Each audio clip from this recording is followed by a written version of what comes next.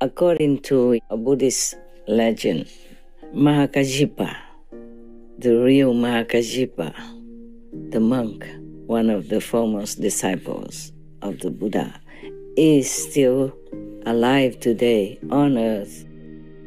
I want to tell you about Mahākāśyapa so that you know how great he is, even as a human, as a person.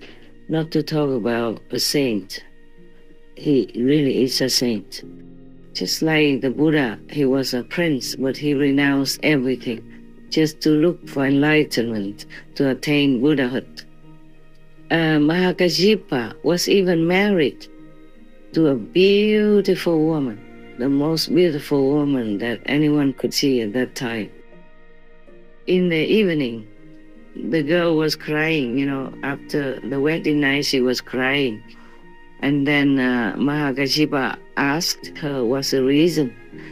So they decided that they would stay together, no problem, and help each other to find the master somehow. I want to thank here with Mahākāśyapa for being so kind to me. Thank you for the relics of the Buddha. If people have an open mind and are really sincere in their heart, then they will meet their master. Do not look at the appearance of the master. Look into his soul. Look to his experience of the spiritual way. Look to see if he can bless you. Look to see if he can lead you home. Please continue watching to find out more.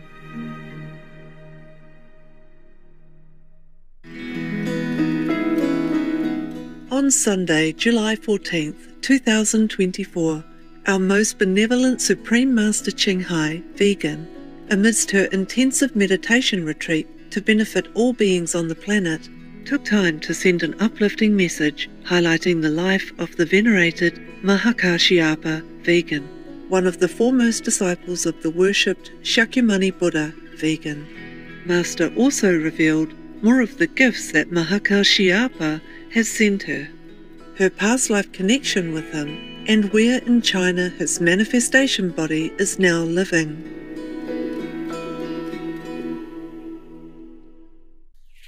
Hi there, all the beautiful souls that descended into this world to give benefits to all others, as many as you are capable, according to God's grace and God's will. I'm glad you are in this world, and I love you for that, and I thank you for that. Even if you do some little good to others, even though you think it's little, but it could mean the world to the receiver. At least your soul is pure, your heart is benevolent, as you are worshiping God, praising all the masters, and thanking all the noble souls who are doing God's will for the benefit of all. I'm glad you're here with me. Otherwise, I probably would have felt or would be still feeling very lonely on this planet, as we are kind of far away from home. Though it's not far, but because of physical space, it makes us feel that it's far. But as long as we meditate inside, we can always contact home or make a brief visit to some nearby neighborhood of our heavenly home. I want to ask you, please also help me to thank Mahākāśyapa, because I don't think I thank him enough. And I want to tell you his story so that some of you who don't know who he is would feel honored to know him. You see, Mahākāśyapa was one of the foremost disciples of the Buddha when the world Honor One was still alive, and he was named the ascetic number 1. Buddha had 10 foremost disciples. And some of them had a title, like Mahākāśyapa is ascetic number one. Maudalagayana is like magical power number one.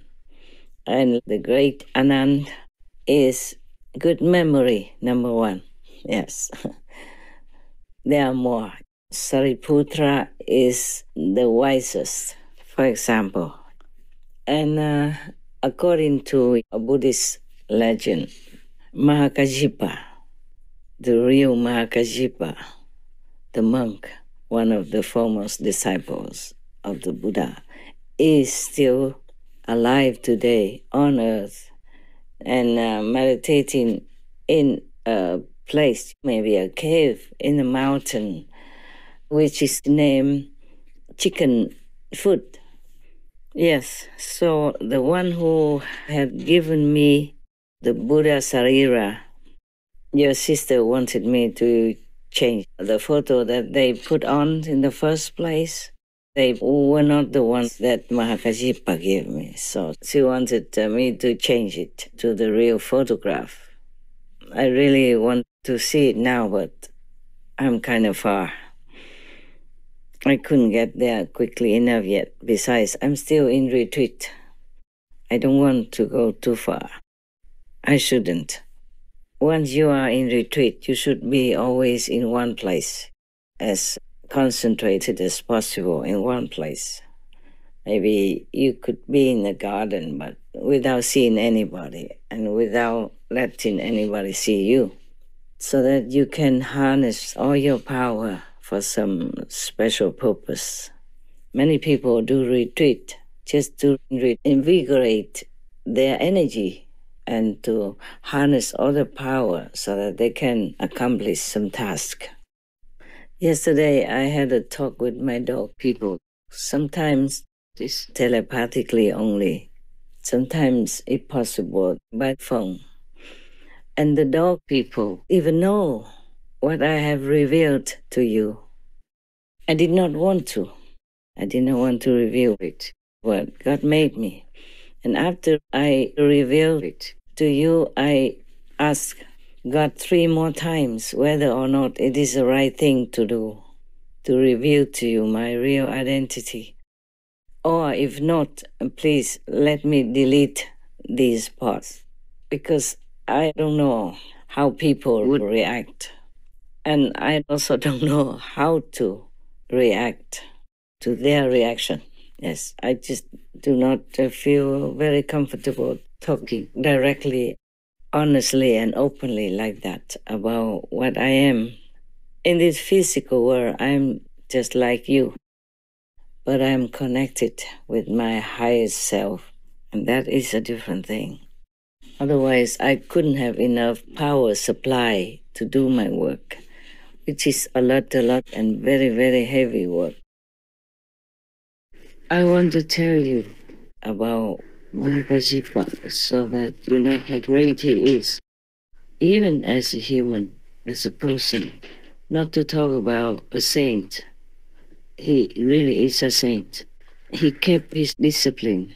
In Buddhism, you have 13 very strict disciplines which you have to adhere to in order to be called the best ascetic.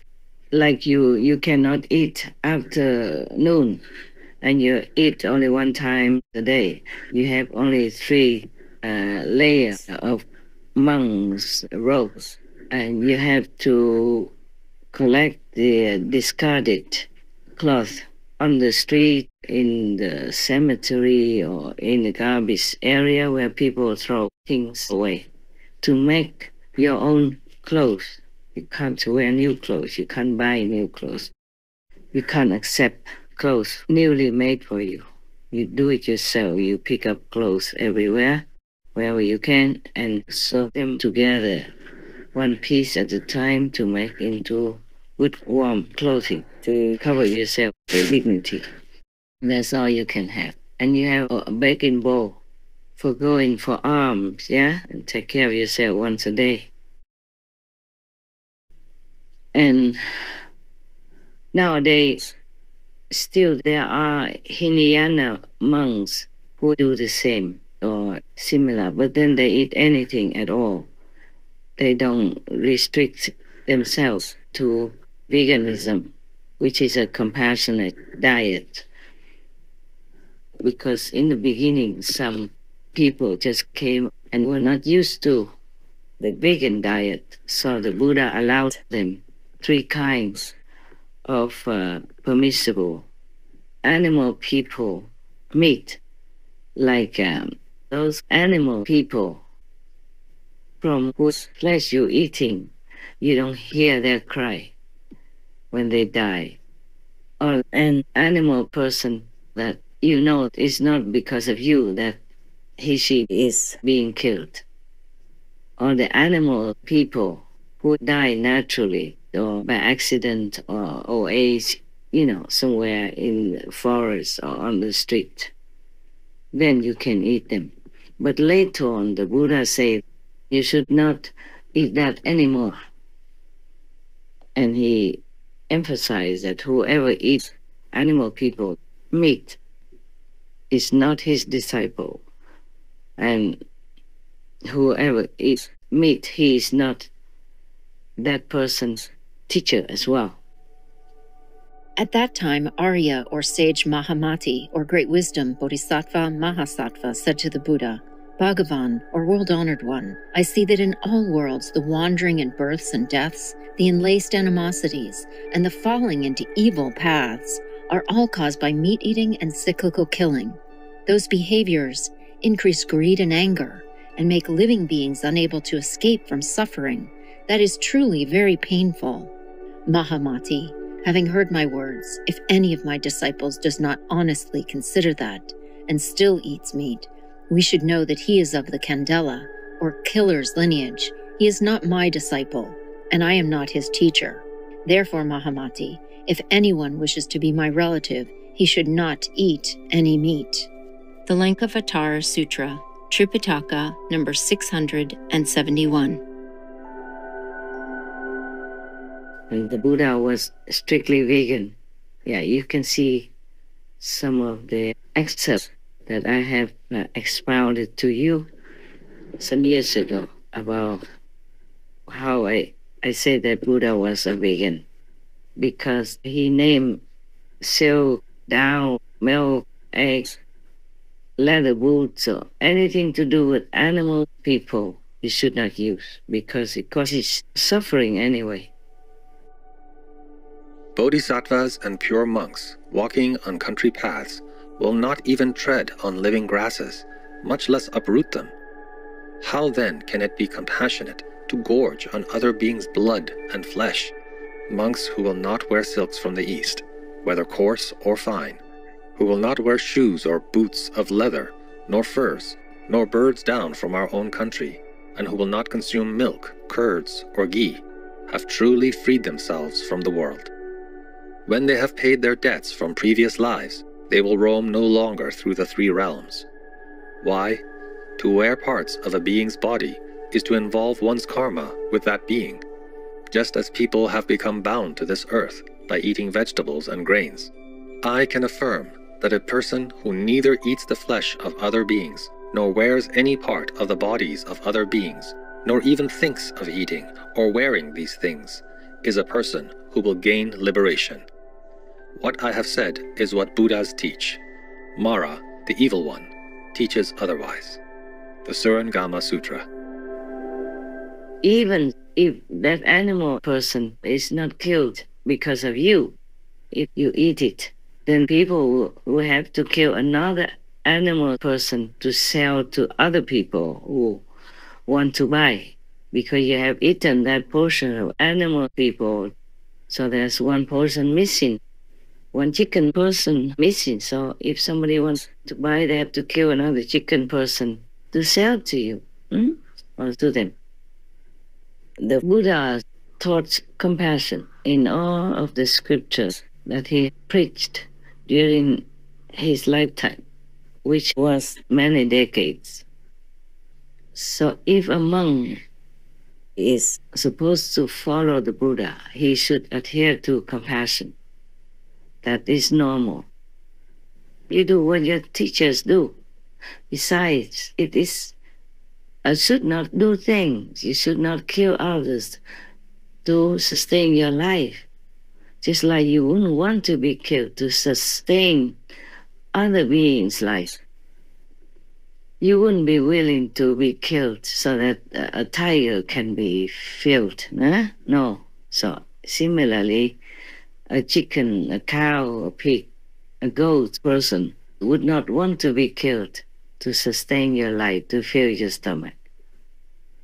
If a monk is wearing, monk's robe, which is very dignified and represents liberation, represents compassion, and just sit there, munching, biting, gnawing, jumping a chicken person's leg, then I would feel very put off. I saw it before in some Hinayana Buddhist country, and it was really a sight that I would not want to see again. At that time, I was still, married, a householder. And then my husband and I traveled in many Asian Buddhist countries. He took me to those countries for vacation because he knew I was a devout Buddhist. In my house, we have an altar, flowers and fruit for the Buddhas. And he even planted flowers and, cut some for me to put on the altar for the Buddha. When he saw some flowers withered, he changed. And he planted some flowers in the outside garden for that purpose. And now, some people argue that the Buddha had advised that the Buddhist followers could eat 3 types of animal people, meat that I have mentioned above. But later, the Buddha didn't allow it anymore because the disciples had grown up. They should be used to a vegan diet, which is better, compassionate, and it's befitting a benevolent person, such as a monk. So even in some other sutra, or maybe the same sutra, some monk asked him what to do if when he went out for alms, some of the followers give them animal people meat with the rice or other vegetables. What to do? The Buddha said, take that meat part away and eat the rest. So overall, everywhere almost, the Buddha always advocated the compassionate diet, which is the vegan diet. Okay. Now, even if the Buddha did not force you to eat vegan or allow you to eat the 3 kinds of animal people meat, I would not want to. Why would we do that when we have plenty of food? Even nowadays, oh God, we could never eat all of the food that is produced, not to mention about the no-pain food that I adhere to. But not often, even. Even if you just can live with brown rice and sesame, that would be also okay. So I don't think we should argue about eating animal people, meat or not eating meat, the 3 kinds of pure meat or not. We should not, because to be a monk is really to be in a noble position. For me, Yeah. And the example that you make by the way you live your life is enormous to the faithful. They copy you. They learn from you because they respect you. So we would like to make a very, very noble example, a dignified example, befitting the representatives of the Buddhas and the representatives of God Almighty on earth. Imagine how this is sound to you if you are a child of God, if you're representing God, if you're representing the Buddha, and yet you're sitting there showing that you care nothing about the suffering of another being who was kicking, quacking, or mooing yesterday or a few hours before you chomp it down. It's just normal common sense. For me, yeah. For you, of course, I think it may be the same. Most of you are the same, except some new ones or some at a lower level have less sensitive feelings. But for me, even though there's no pain food, I myself cannot even personally pluck them to bring in and eat when they are still alive.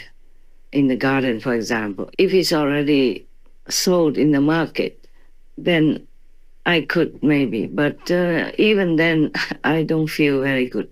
I prefer not to eat them. I prefer just like brown rice and sesame. There is enough nutrition for me to do all my heavy work, mentally, intellectually, and all kinds of other aspects as well. But still, if I can live on just very simple food, then I would be very happy. I wanted to tell you about Mahākāśyapa.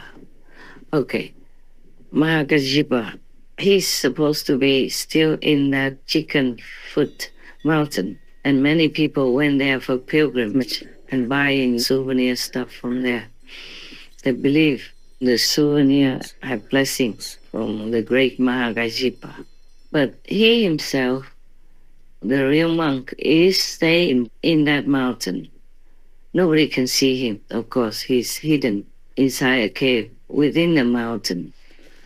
But he himself has just a manifestation body. And that body is in China as a human, just doing what we're doing as a human. So you see, we all have a duty. Even as you are human, but who knows, maybe you came from a higher heaven. And you are still in the higher heaven, your soul, your real self. And you are connected here on earth with your physical body through this kind of silver cord that keeps you alive on earth.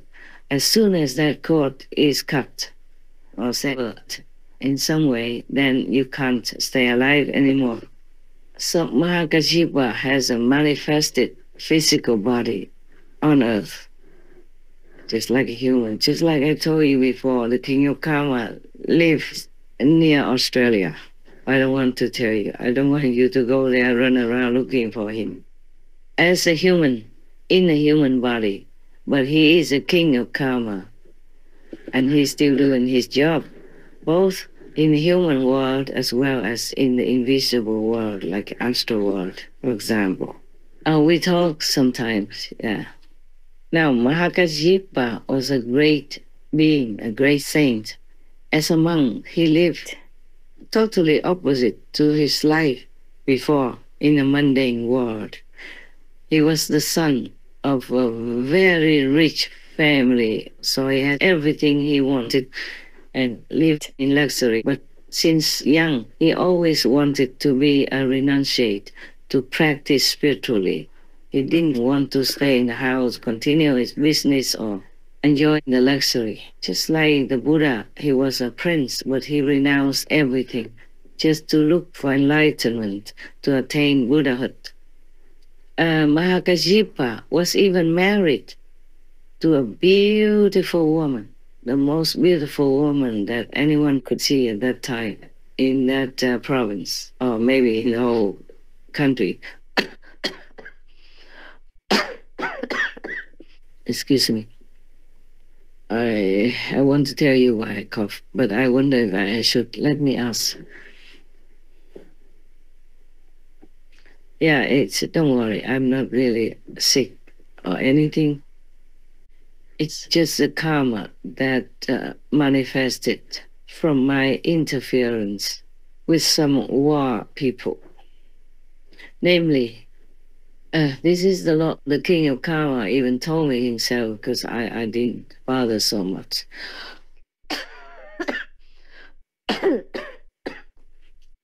Sometimes the information just came to me voluntarily, naturally, without me searching for it.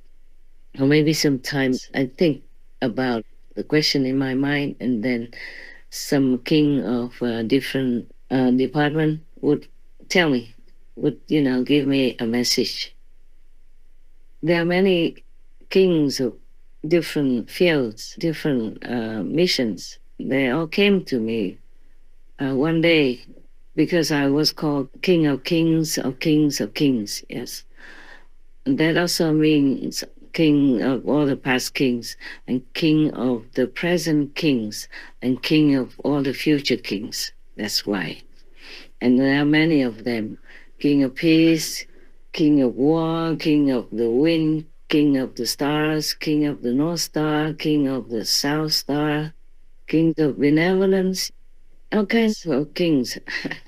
Even King of the zealous demons, or King of zealous ghosts. They all came to me one day. When was it?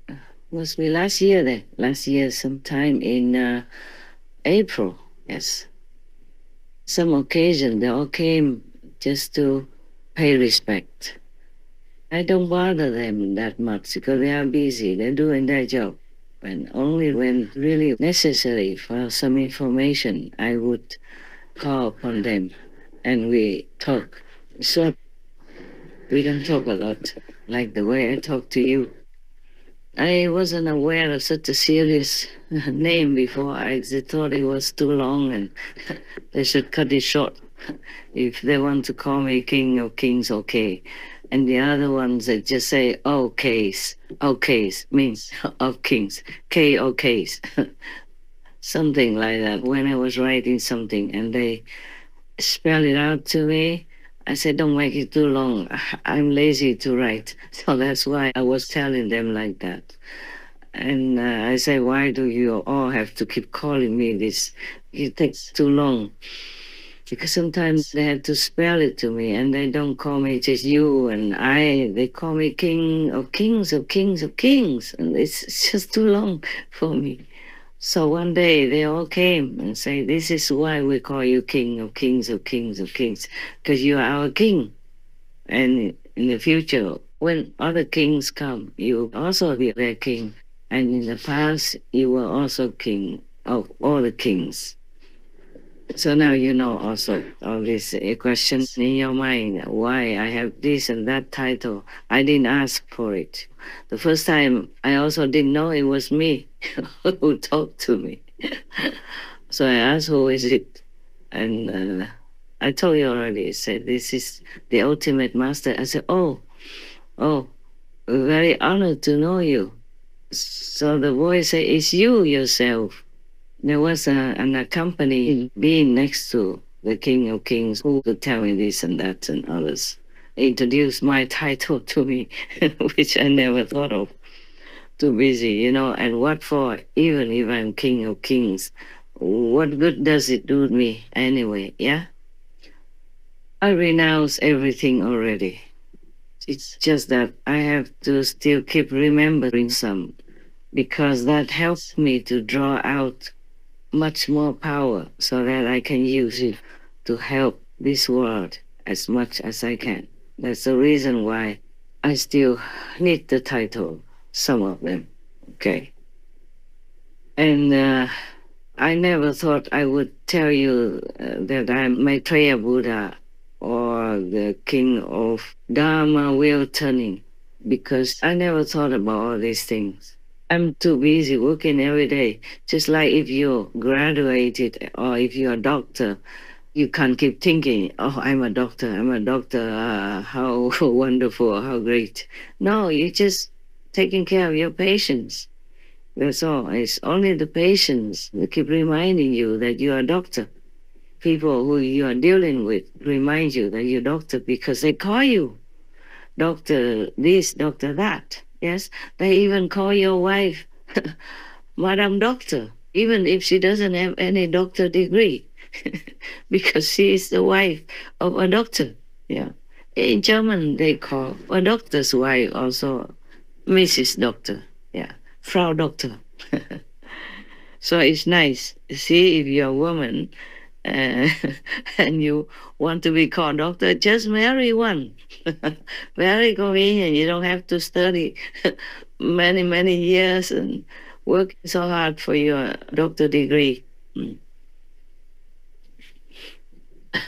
Ah, what else do I want to tell you? I keep telling things and it jumps from one thing to another. Mahākāśyapa never wanted to marry, but his parents wanted him to marry, of course, because he's a son, and he will inherit all their business, their properties, and he will have children for them and all that. So they really kept pressuring him to marry, but he said he doesn't want to. And they keep pressuring him. So one day, he asked a very famous, very good sculptor, who makes statues, to make a statue as the most beautiful woman you can ever imagine for him. And he brought it home. He said, parents, if you want me to marry, this is the kind of girl with virtues, with the heart who wants to also devote to spiritual practice. Then I will marry her. Oh, that was difficult for the parents to find such a beautiful girl. They didn't even know where. And then he said, okay, then let him leave home to beg for alms everywhere in the world, anywhere in the country at least, to find that woman for them. So the parents, because of the prospect that he is going to marry, let him go. So even then he was very young, but he already had this kind of monk mentality, monk spirit, monk's heart. So he went out, left the family behind, taking nothing, and with a begging bowl, went for alms and walked from one place to another, making that excuse just to find a spiritual teacher worthy to teach him. He was very intelligent as well. He knew many things, he learned everything, and he was perfect in many ways. So many teachers also could not continue to teach him anymore. But as fate would have it, the parents somehow had a friend who found this beautiful girl who looked exactly like the statue that he had made, even though he never met her before. So he had to marry. And the girl that the parents wanted him to marry also had a similar spirit like him. Didn't want to marry, just wanted to find a master and practice spiritually. So somehow she was very sad to have to be forced to marry because her parents were so eager to marry her because his family was very, very rich and he was also good looking, educated, virtuous, gentle, sweet and all that. So she could not, argue with the parents. In the old times, whatever your parents said to you, you just had to obey. Especially in the matter of marriage, they picked your partner for you. They picked your husband, your wife for you, and you couldn't say no. Yes. But mostly they would consult their astrology, the expert to see if both of them have a compatible spirit, like almost the same things, and have similar family heritage, or richness. Otherwise, there might be conflict. And they ask the astrologers whether or not the children are compatible, whether or not they will be okay. Many other things they ask to make sure before they marry their children to each other. If that family has money and all that, otherwise, if it's just a poor family, they just do it. Mostly, maybe they couldn't care too much, they couldn't afford too much. Now, both of them married, but they didn't know each other before, of course. And Mahākāśyapa doesn't want to do anything with a wife. So in the evening, the girl was crying, after the wedding night, she was crying. And then Mahākāśyapa asked her what's the reason. At first, she didn't want to say it because she couldn't believe that she had such a good husband like Mahākāśyapa. But finally, after asking many times, she told him that she doesn't want to have any physical contact with any man. She doesn't want to be married. It's just because her parents forced her into this marriage, and now she's going to be ruined and doomed, being a wife. So, he was so happy to hear her say that she just wanted to practice spiritually, wanted to find a real master. She didn't want any kind of mundane, physical, thing at all. And then he told her also his ideal. So they talked to each other, exchanged ideas. They both were very, very happy. So they decided that they would stay together, no problem, and help each other to find the master somehow. Whoever finds first will tell the other, yes, by chance or by any news or any other person's recommendation. So they didn't sleep with each other, yeah? They had 2 beds, slept in 2 separate quarters. And until their parents found out, they didn't like that. So then they had only 1 bed. They were forced to sleep in 1 bed together. But then they had the solution, like one slept and the other walked around or sat in meditation in the other corner, on the floor. And they took turns to do that. Therefore, they never had to sleep together, touching each other in bed. That's a kind of marriage they had. After they married, one day, the wife was eager to maybe like run away or something to find a master to practice, to be liberated, to be enlightened. But Mahākāśyapa told her, just wait a little longer, We can't just leave the parents like this. And he was very filial as well, and a good son. So after some years, the parents died. And then the son, Mahākāśyapa, sold all the properties and shared it with the servants who have been working in his house in his parents' time, since he was young, and also gave it to the poor people in the vicinity. And then both of them just went on their way, just left a little bit, enough for survival. Mahākāśyapa said to the wife, the road is long and rough outside, so you stay here, wait for me. If I find a master, I will come back for you. So Mahākāśyapa kept going everywhere, and he found many so-called masters, but he didn't feel like they were worthy enough for him. And then one day he met Sakyamuni Buddha, and just after some conversation, he knew this was the one. He was so eager to be his disciple. He knelt down on the floor and begged for it. And so he became the Buddha's disciple, yes, a monk. And then he was so happy, studied with him, went out begging and then studied and meditated. Everything was so good and peaceful. That's just the way he wanted. And he became an arhat in no time. But because before that, he had even been going out baking and eating only once a day already. So when he followed the Buddha, he continued the same. And Buddha praised him. And Mahākāśyapa, when he was very old already, the Buddha even advised him, told him that he should eat some better food with them, with the Sangha monks, so that he would have better health, a better body. But Mahākāśyapa said no, he cannot. He was so used to eating 1 meal a day, he used to this kind of discipline, 13 rules of discipline. So he could not change. So the Buddha said, okay, it's good. You can stay that way. Yes, as long as you're all right. And Mahākāśyapa was all right, and he is still all right. And I'm very indebted to him. I want to tell him again that I treasure the gift of Buddha's Sarira very much, very much. I don't know how to find words to express how much I appreciate it. And Mahākāśyapa also sent me a bowl like an alms bowl, a begging bowl, and some small pieces of yellow cloth.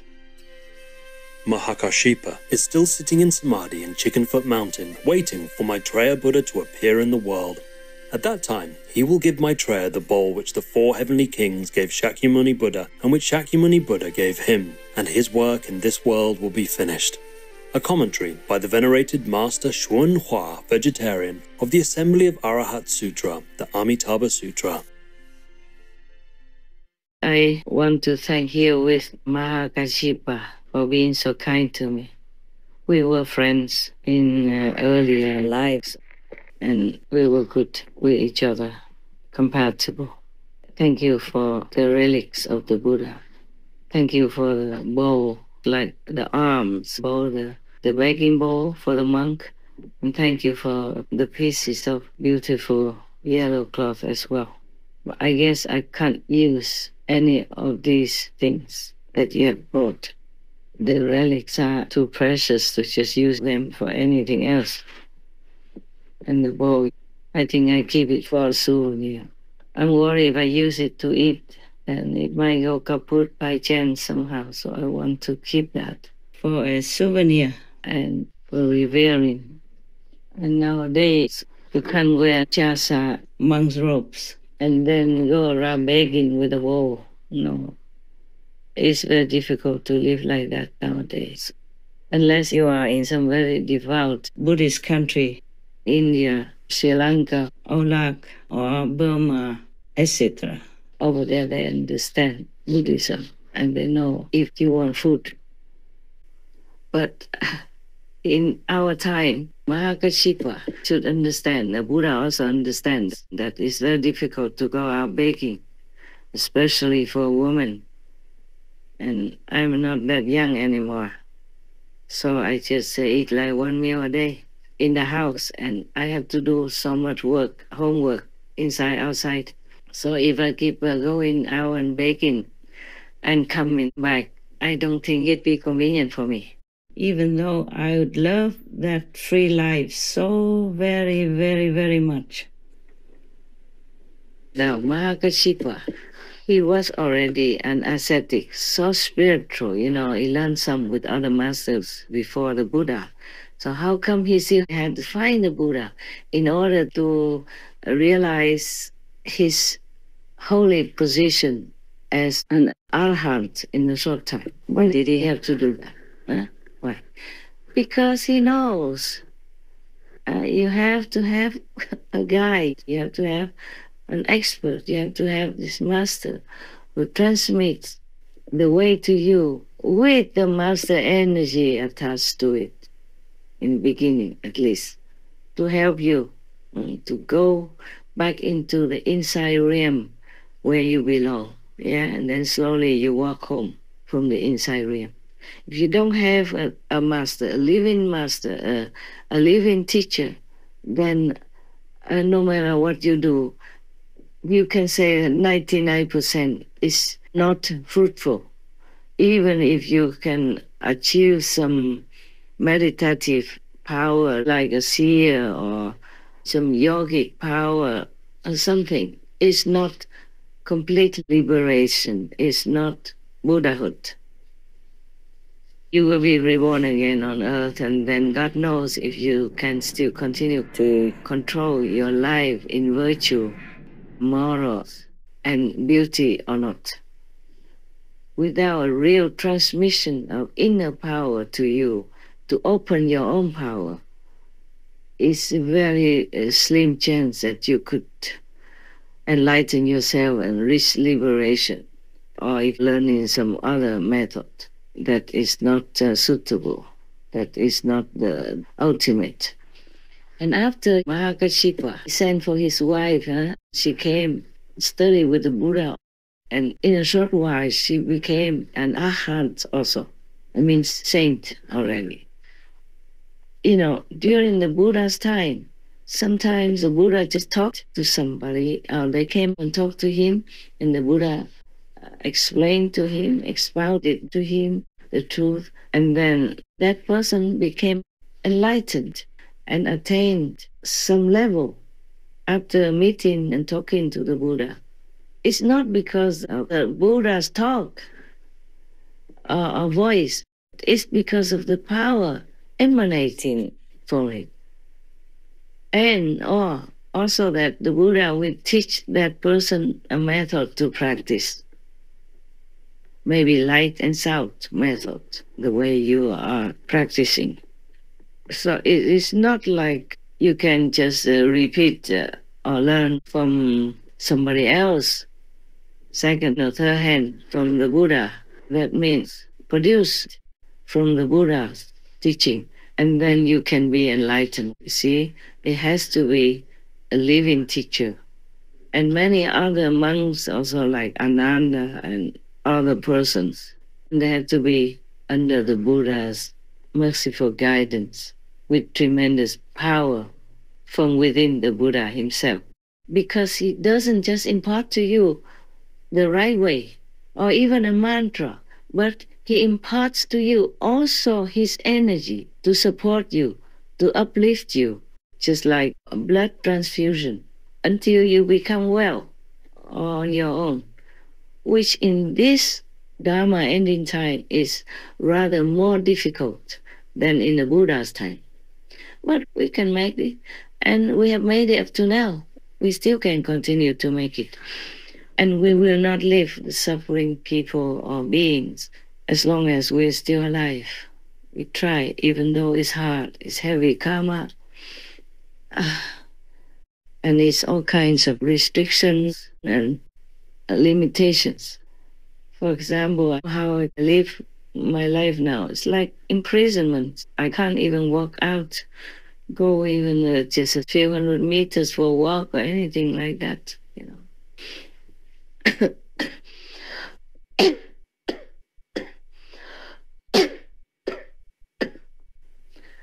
Even if I want to take some photographs, I have to see that maybe that place is empty, the garden has nobody looking, or take just some steps away from the door. You know, when it's quiet time and the whole area is empty. Yes. And then when I come back, I have to pay for it, you know, spiritually. I have to make it up more, meditate much longer. But then it's quite busy sometimes. If Shakyamuni Buddha had many different religious backgrounds of disciples, and if one of the different religious background disciples had become completely enlightened, or the successor of Shakyamuni Buddha, maybe this person was not living with the Buddha and was not the monk of the Buddha, but he was somewhere else on the other side of the country, or even in another country. Then, according to his master and the Buddha's order, he would either give initiation in his hometown or anywhere else and keep the appearance of his own religious background. So people come there to get enlightenment. I don't have to see a person from the same religious order as the Buddhas. So the new so-called disciples of this successor will not see a Buddhist monk, but may see a Brahman missioner or Christian priest, for example, like that. That doesn't mean that priest or that missioner does not have enlightenment lineage from the Buddha. It's just he looks different, because the enlightenment lineage is from inside, just like the blood in your veins. This is an invisible spiritual blood vein, so you will not see. So it doesn't matter if a master has the same religion as the founder or not, like that disciple of the Buddha from a different religious background. He will not look like a Buddhist monk. He doesn't look like one of the Buddha's monks.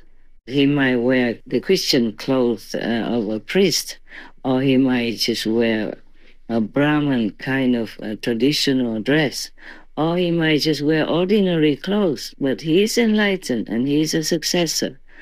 So this here is the problem with many people who want enlightenment so much, want to have a master, but they're always looking in their own religious system. Like a Buddhist would go look for a monk. A Christian would go look for a priest.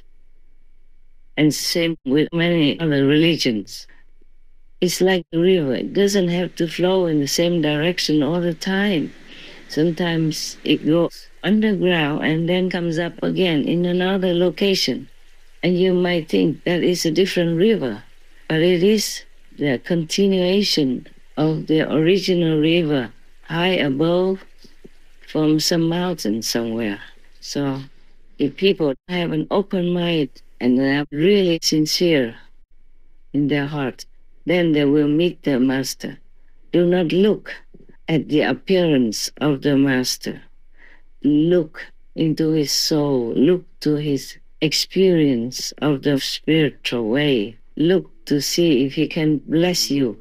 Look to see if he can lead you home, give you enlightenment. Enlightenment means light. And light, the light, you see? So if he could give you immediate enlightenment, just like the way we do with the Kuan Yin method, then you will see the Buddha's light, God's light, or whatever name you call it. And then you will know that Master is capable. Or he can help you to hear the inner melody, the inner sound, the sound of no sound. That is how you know that Master is truly, completely enlightened, or at least an official successor of the enlightened Master. In the Holy Bible, the disciples hear the sound of thunder where there was no thunder, the sound of a trumpet where there was no trumpet, the sound of many waters where there was no water, of river or ocean. They see light as bright as fire where there was just a fresh living bush. In the Buddhist Diamond Sutra, Buddha said, "Do not look for appearance or sound from the outer world, because one cannot see the Buddha there." The Kuan Yin method gives you immediate inner experiences of the inner world, of inner light without light, of inner sound without sound. It's all from God's direct inner teaching, from Buddha's direct inner teaching. That's what you must know to be liberated in one lifetime, in this lifetime. Even in the Dharma ending time, in such a desperate, troublesome, and dangerous time as our time. So it depends on your luck, hey? Okay, but the criteria is that you have to see the light of heaven and hear the voice of heaven, the word of God, the teaching of the Buddha directly. That's the criteria. Because if you look for your own religious kind of system, the priest, monk, mullah, imam, prophet, or whatever you name it, then you might be disappointed. Because, as I said, like the river, it runs elsewhere. It doesn't stay in that same place all the time. After a while, it disappears underground and then it emerges again elsewhere. So enlightenment is what you seek, not the outer appearance of someone who should impart that enlightenment to you. So just to say that you can be enlightened alone without the Buddha, without the Master, is something almost like impossible. Like you polishing a brick, hoping to make it into a mirror. No, not at all, no good. And even if you meet somebody, maybe a monk, a priest, a mullah, a maharaji, and you might think you found the right one. Just after initiation or in the beginning or before, You wake up from your samadhi at the initiation time, and you might see the master become exhausted. And sometimes if you have your third eye open or your clairvoyant ability with you, you can see the master maybe being punished, being beaten up by those negative demons that jump out of your being and other initiates at the same time. And maybe the master can get very sick, either immediately or, a little while after. And then she needs to recover her spiritual strength. So we really are in debt to all the masters in the past and present for sacrificing themselves to the utmost. Some disciples have very heavy karma, but the master never asks what he did before, how he will repay his kindness. No, nothing. It's all unconditional. It's all love, guidance, and truly caring in God's grace. You feel the love. If truly is a real master, the moment you meet them, you will feel something that lifts you up. Even if they just give you a test, like, okay, close your eyes and recite this Buddha's name or your religious founder's name, then you immediately will enter into samadhi. Or before, he did not even need to tell you any instruction yet. Yeah, because our master power is beyond imagination. The stronger the master, the more she can take more souls back to heaven and make the disciples more comfortable in the physical life. Until then, only the lucky ones in the world truly meet the good master. Okay, if I have any other things to tell you, I think I talk more later. It's no rush. May God bestow upon you all the best. Not necessarily money or possessions, just the best. May you be well, may you be blessed, may you be loved.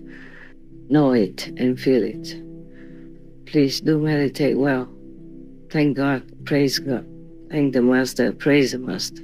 And you will be graced with abundance, physically, emotionally, and spiritually. Amen. So long. Most merciful Master, we are ever grateful that you continually share such precious spiritual knowledge that we otherwise never would know to inspire and elevate us all. You set the absolute best example of how we should conduct our lives. Our deepest gratitude for reminding the world again and again that we must seize the very rare opportunity to gain self-realization while we still have a human body by finding an enlightened master and practicing the meditation method they impart. May God Almighty ensure everlasting serenity, calm and security for Master, as well as the very best of health and wellness.